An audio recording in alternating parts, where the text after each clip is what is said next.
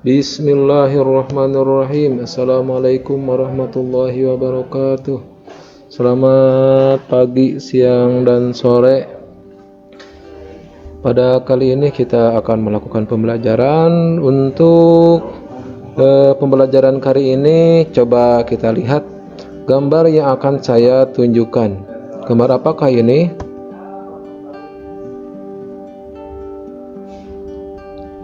Iya, betul. Nah, ini namanya adalah magnet ya. Jadi sekarang kita akan mengenal lebih jauh tentang magnet ya. Kita akan mengenal tentang magnet. Nah, berasal dari bahasa apakah magnet? Nah, magnet itu berasal dari bahasa Yunani ya, yang berarti magnetis litos, yang artinya adalah batu magnesia. Di manakah magnesia? Nah, magnesia adalah sebuah wilayah di Yunani pada masa zaman dahulu ya, yang kini bernama Manisa ya, Manisa. Nah, sekarang wilayah Manisa ini berada di wilayah Turki ya. Jadi magnet itu berasal dari bahasa Yunani. Jadi di Manisa itu terdapat sebuah gunung ya, yang batunya bisa menarik magnet, maka dinamakan magnet. Nah, untuk percobaan satu kita lihat ya, kita dekatkan sebuah magnet ke sekumpulan dari paku ya, paku. Kita lihat, ulangi lagi ya. Kita dekatkan, maka si paku ini akan cepat-cepat ya tertarik oleh magnet. Jadi magnet adalah benda yang bisa menarik benda di sekitarnya, atau magnet adalah suatu jenis material yang mempunyai sifat menarik material sejenis melalui suatu gaya yang dimilikinya. Nah, itu pengertian dari magnet. Nah, selanjutnya kita melakukan percobaan yang kedua ya. Kita bahas dulu tipe atau jenis magnet.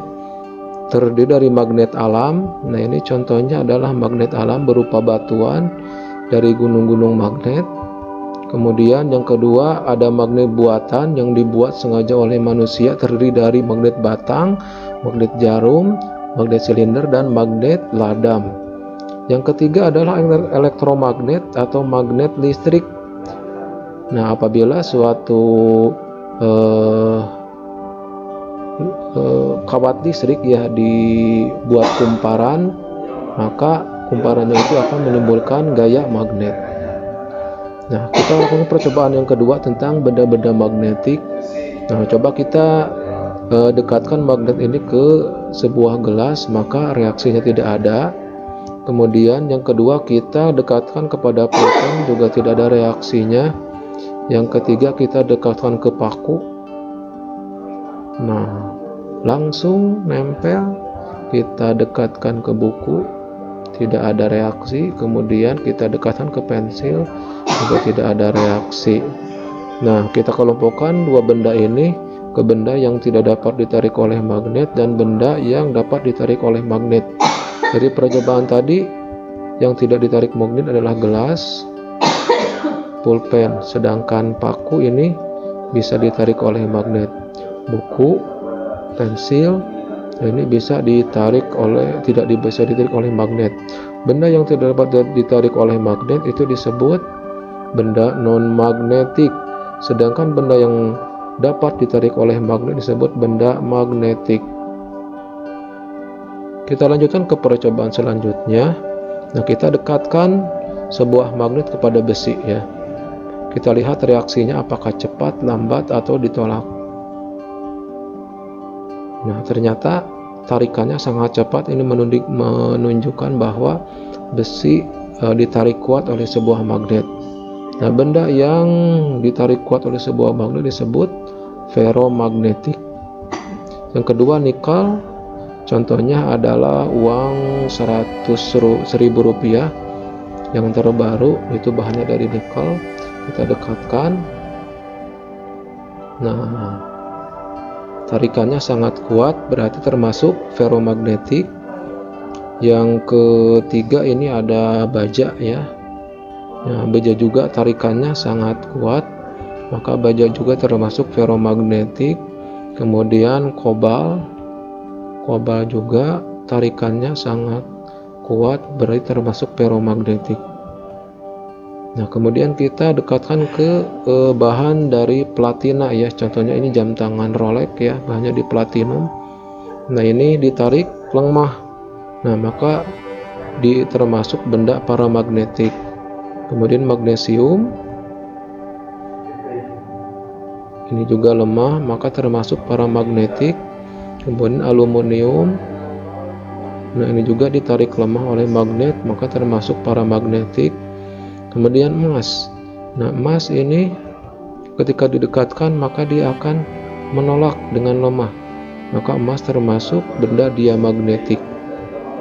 Seng, kita lihat reaksinya bagaimana, sama juga menolak dengan lemah, maka seng juga termasuk diamagnetik. Timah ya, timah kita coba dekatkan, sama juga menjauh, maka timah juga termasuk diamagnetik.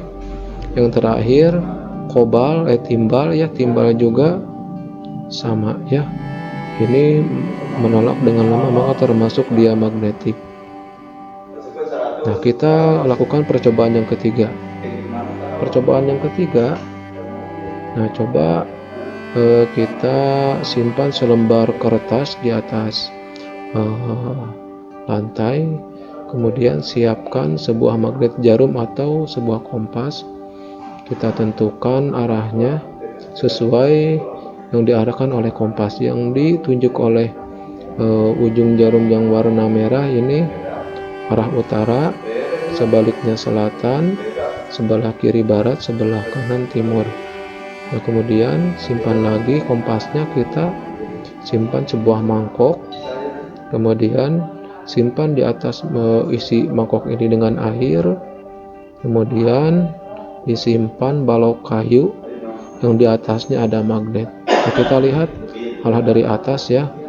Nah, ketika disimpan di atas, maka si magnet ini akan berputar ke arah utara dan selatan ya. Ini tetap ya.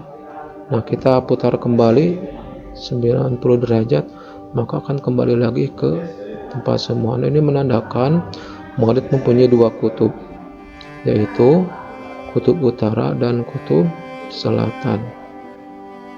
Nah, kita lakukan percobaan lagi, bagaimana kalau kita mendekatkan magnet kutub utara dengan kutub utara. Kita lihat reaksinya. Nah, akan terjadi tolak menolak. Kemudian kalau yang selatan dengan selatan kita dekatkan, sama ya, terjadi gaya tolak menolak. Nah, dari hasil percobaan ini dapat disimpulkan bahwa dua kutub magnet yang sama apabila didekatkan akan terjadi gaya tolak menolak. Nah, kita dekatkan lagi kalau selatan dengan utara dengan kutub yang berbeda, maka ini terjadi akan reaksi tarik menarik. Nah, demikian juga kalau kutub selatan dan kutub utara juga sama ya, terjadi proses gaya tarik menarik ya. Nah, dari percobaan barusan dapat disimpulkan dua kutub magnet yang berbeda apabila didekatkan akan terjadi gaya tarik menarik. Nah, itulah materi untuk hari ini. Untuk menguji pengetahuan kalian dari materi yang saya sampaikan, coba kerjakan uji diri sebagai berikut. Yang pertama, soalnya berasal dari mana? Bahasa apa kata magnet? Yang kedua, sebutkan pengertian dari magnet. Yang ketiga, sebutkan 3 jenis magnet. 4, sebutkan masing-masing 3 contoh benda magnetik dan non-magnetik. Jelaskan 3 sifat magnet. Nah, itu tugas kalian untuk di rumah. Semoga video ini bermanfaat. Wassalamualaikum warahmatullahi wabarakatuh.